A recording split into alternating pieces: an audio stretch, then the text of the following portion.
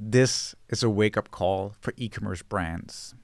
I know right now you're probably getting a 6x return on your ad spend.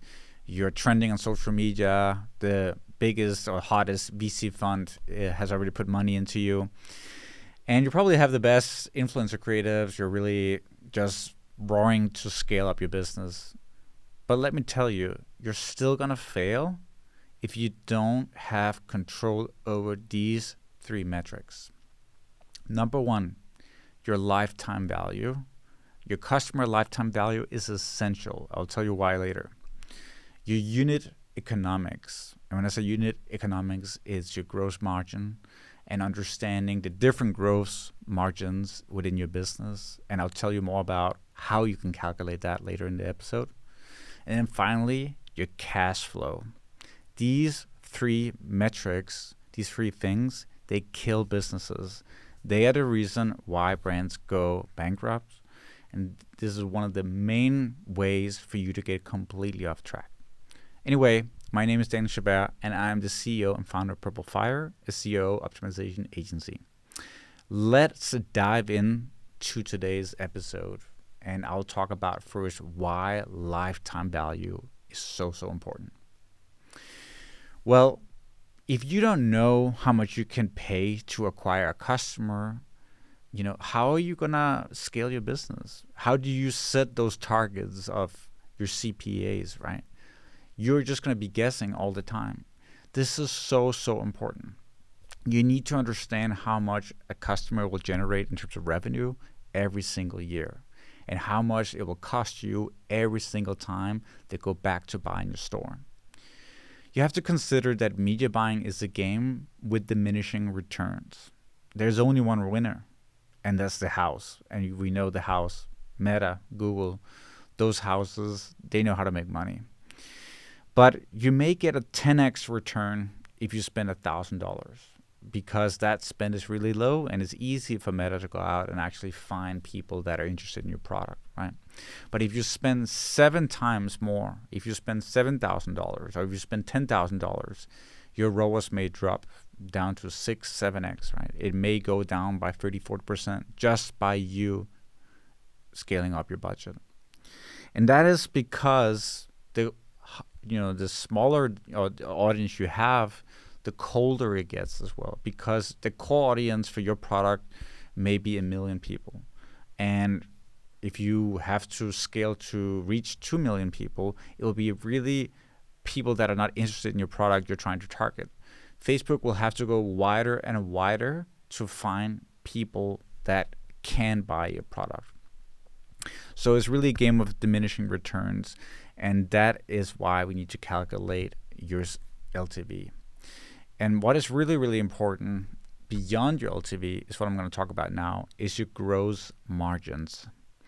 And when I say GM1, GM2, most brands have zero idea what I'm talking about because they're not involved in the financials and the economics of their business. They leave that to the accountant, they leave that to the bookkeeper, but they don't look at it. And your gross margin is extremely important. That is the basically mathematic of your brand. Basically, if you don't have your GM1, you have nothing. Your GM1 is your total revenue minus your cost of goods sold. So basically, all your revenue minus what it costs for you to produce those goods, get them shipped to your warehouse, and have them in stock. And that is the basic measure of profitability in your brand. That's not going to give you so much other than give you an indication of whether we're on the right track here, because you still have more costs in order to fulfill the order. And this is where most brands go off track. They potentially calculate, the gross margin, but not GM2, so gross margin 2. And this one is important because now we need to take into account more stuff. Basically, credit card fees, shipping fees if you do free shipping, fulfillment fees like the software you use in order to process, Shopify fees, packaging fees. You have to buy packaging material. So every single cost associated with sending the product from your warehouse to the customer. So all those fees involved in that, that's your GM2. If your GM2 is negative, or if you're basically not making money there, then you're really, really not doing well. Because basically you're going to be running out of money the more you sell. That's basically what this number is telling you. But it's really, really important to calculate this, because it's the basis for scaling your business. Once we have this number, we can essentially set a CPA, though with one little thing that I want to point out. But if you have all your costs, you can basically say, okay, my average order value is $100, and with all the costs associated with the product, your cost of goods, your fulfillment fees, and so on, let's just say you have $40 left. And with those $40, well, if I'm paying $50 for a customer, I'm already losing out, right? It's costing me money to scale my business. But what if your lifetime value over the first 12 months is $200? And for that additional $100 that you're getting over the next 12 months, what if you're only spending $10 to fulfill that product or that order, or $20? Then you could still go in a negative on the first order. But that is really important to understand. No one understands the lifetime value of the first 12 months of a relationship, and the first 2 years, the first 3 years, if they have that data. But also consider, what is the cost to get those customers back in the store on purchase 2 and purchase 3? And how many orders do you need in order to get that lifetime value of $200 within the first 12 months? Because the cost of serving those orders take away from your profitability as well. But anyway, just for simplification, let's assume that your lifetime value is $200. So it's double up of that first initial order you get. Now, if you understand that, you can potentially scale more. You can say, okay, it's fine to have a CPA target that is $5 above my GM2, so my gross profit after all expenses, all variable operating costs, right? I can still make a profit over the long haul, but you need to understand it. And here comes into play the last thing I want to talk about, which is your cash flow budget. If you do not understand when bills have to be paid and how the different expenses are affecting your cash flow every single month, then you could go into the negative for several months in a row, even though you're actually profitable for the year.